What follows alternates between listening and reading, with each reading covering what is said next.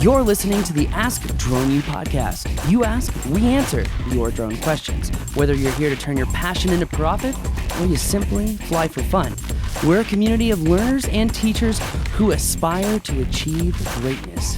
We are Drone U. Hey everyone, welcome to another awesome episode of Ask Drone U. Hopefully I will have the mental stamina to speak properly today. We're counting on it. Awesome indeed. Welcome, everybody. This is episode number 408. And as always, we are so glad that you're hanging out with us. Really appreciate it. Definitely, whether you are listening on iTunes or Stitcher or YouTube, wherever, make sure to subscribe and get the latest episodes delivered right to your box. Why? Well, simply because it's convenient. That's the only really reason. Yeah, unless hopefully. you like us. Don't have to think about That it. could be reason number 2. Just shows up and you say, oh yeah, I'm going to check this out today. Oh, yeah. All right, well, we are excited. We've got a question today, and it's one that is going to cause some controversy. It's going to be, there's going to be lots of comments on this one. It's going to get Paul fired up. That's It's for gonna sure. get me fired up, fired up. Yeah, I'm actually looking forward to the discussion because I think actually, even though you're going to get fired up and you're going to be very passionate about it, which I totally understand, I think there is probably a place for this kind of market. I know that there is a place. And I know you hate that. I know there is a place. I agree. I do hate that. But at the same time, if the world's going to turn around, this is what's going to happen. But I will say what you're about to hear is the fundamental reason pretty much why unions exist. But I believe that if people were mentally stronger, there wouldn't be a need. Well, yeah, again, it's just going to run the gamut. I mean, it's like any industry. It's like any subsection of our country, our economy, however you want to look at it, however you want to say it. You're just going to get different kinds of people that are willing to do different kinds of things. That's and true. That's and the market they look we're at in. the world in a different way, and they respond to leadership differently, and they work differently. Mm-hmm. It's a different type of person. Like I said, do I like it? No. Should we talk about it? Play the question? Yes. Is there a place for these people? Absolutely. It's because the world turns around. We're all different people. We all have a different place, and we sometimes subconsciously choose that place without knowingly doing it. Let's check it out. Hey, Paul. This is Todd in Houston. I wanted to give you an update and ask you a question about how much jobs are currently paying. A company that's doing volumetric work for a cement company here wants to pay drone pilots $15 to $20 an hour, yet they charge $600 for a 30-minute job. Another company out of the Houston area has contracts 12 miles west of us in West Texas. It's a 2-man operation. The guy who operates the camera gets between $12 and $15 an hour, and the drone pilot gets between $18 and $25 an hour. And by my calculations, they're charging about $1,000 a day. Is it just this area, or are they trying to not pay drone pilots what they're worth? So that Why actually, don't you start this one? Well, you know what? It's interesting because that very last comment that he made, I totally understand the comment. I understand where it's coming from. But when you say these companies are trying to not pay drone pilots what they're worth, what I would say is these are companies that are trying to provide a service and keep their costs as low as possible, working within the system that exists. And the reality is they'll find people to fill those jobs. They'll find people easily to do those jobs. Yeah. So that's the sad part. The sad part is, too, it's not local to you, my friend. It's going on everywhere. Yeah. Cape Productions, another example, a firm in Colorado that does those ski videos, and they pay pilots $25 an hour. But I think the reason why they will find people to fill those positions is because simply some people are complacent. They're not salespeople. They don't want to put themselves out there or take the time to put themselves out there. They don't want to build a business. Right. And let's face it, a business is about one of two things: selling a product or a service. And if you can't sell yourself, you should never be in business. And that type of person are these people who don't want to worry about the business. All they want to do is fly. Yeah. And $25 an hour is great to them. But I will say, dear dronies, if you think $25 an hour is a lot, let me know what it feels like when you reach $375 an hour, because you will reach that point. I guarantee it, if you pursue the right clients. Yeah, I think one way to look at this, Paul, is maybe this is a way for, not that this would be particularly interesting work, but it would be a way for somebody who's new, and I don't know what kind of experience these companies are going to require, but if it's somebody new, perhaps it's a way to actually get some work done and actually fly commercially and kind of understand what that's like, getting out to the site, putting everything together without having to go get the business. So it doesn't necessarily mean that they're not entrepreneurial and they don't want to start business. Maybe it's kind of a way to break into commercially flying. Well, it could also be a great way to learn someone else's systems or how they systematize that service, because to me, that's the most interesting thing when working for someone else. And I mean, I think that's the point of internships. You're learning what business is really all about, and you're learning how things work and the systems and checklists. Do I think drone pilots deserve more money than $25 an hour? Yeah, because I think there's just as much information in this knowledge exam as, some people have for private pilots licenses. And, if we're talking about lawyers and doctors who have to go and take bar exams and whatnot, I know that's expensive, and that takes, 5-6 hours, and they study for weeks on end. But, there are people studying for weeks on end for this test, and you have 4 hours to complete the test. So I know it's different, and I know the severity is probably very different, and my dad and law firm will probably be giving me a call today about this comment. But I do think that it is very difficult to be a very good drone pilot. Yeah, well, I always find it interesting that, and I'm not, I would love to see drone pilots get out there and bust their butts and do better than that. Yeah. And that's the bottom line. I think there's a couple of things going on here, but one of those things is you've also got the type of work. So if we're talking about videography and we're talking about filming a boating event or a surfing event, somewhere where your creativity, your editing skills, all these different elements come into it, where you're creating something unique and beautiful, that's going to be a different pricing model, particularly as we get more and more pilots, as opposed to going and filming a job site. Yeah. The skill level involved in that is completely different. So it stands to reason when you talk about $375 an hour, I think you're probably talking about the kinds of things that you do. Yes. Versus going and filming a job site.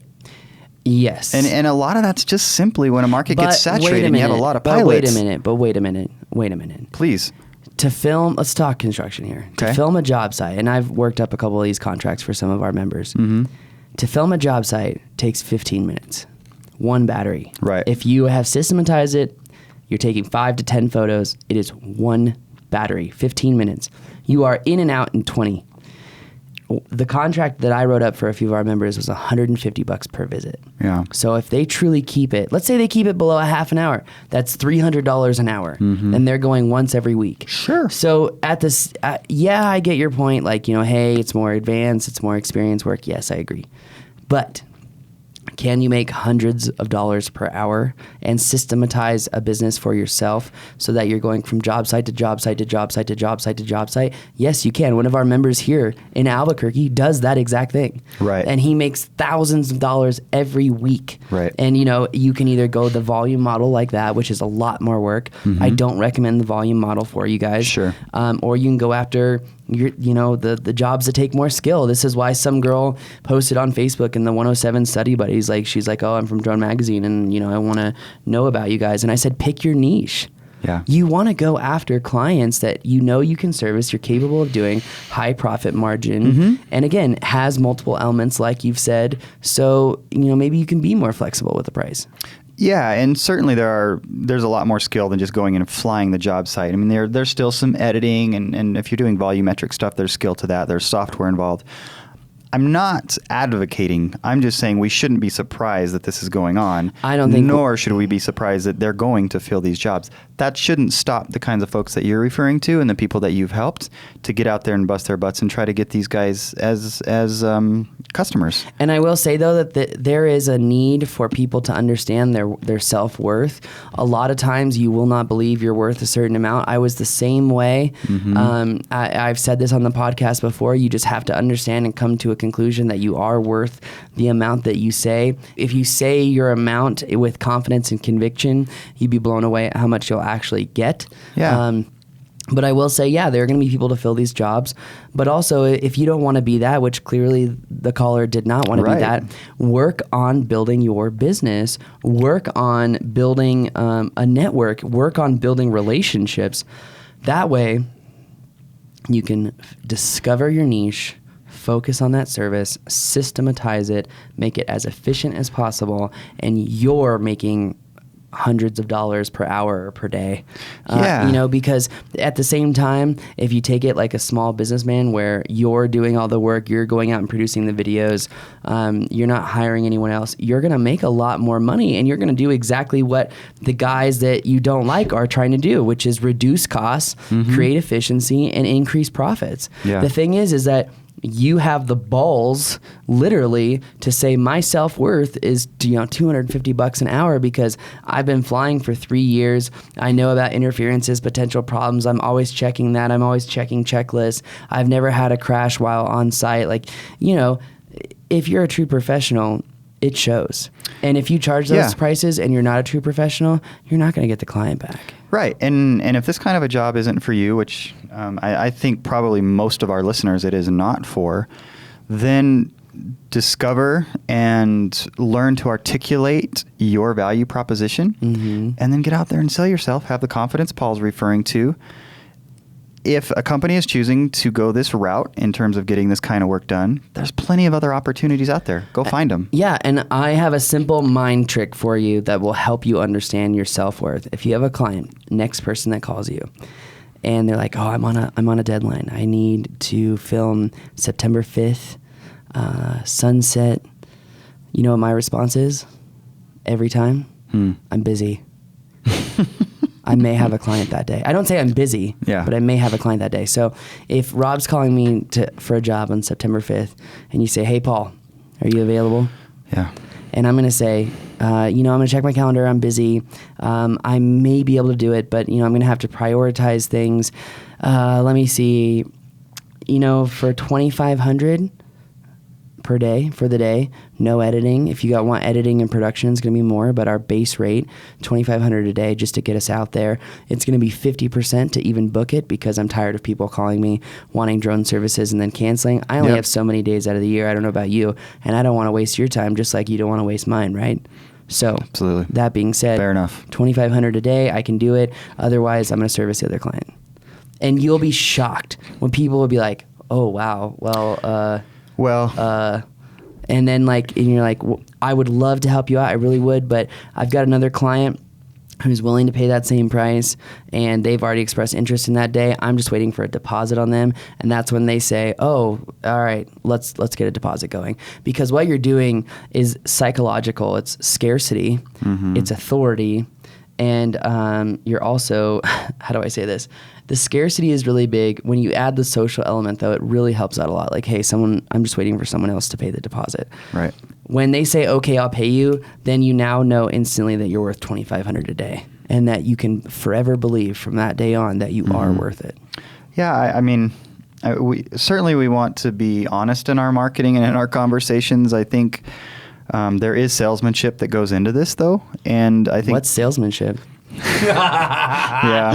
Sorry. Well, I think it's things like being very, very confident in your ability and being very, very confident in what you're worth and in your value proposition. I know that's kind of a buzzword thing that people might be getting tired of.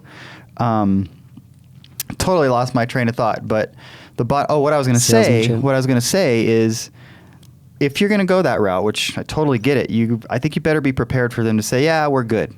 Yeah. But and this has happened to you where people have said, I think we're going to try somebody else who's cheaper.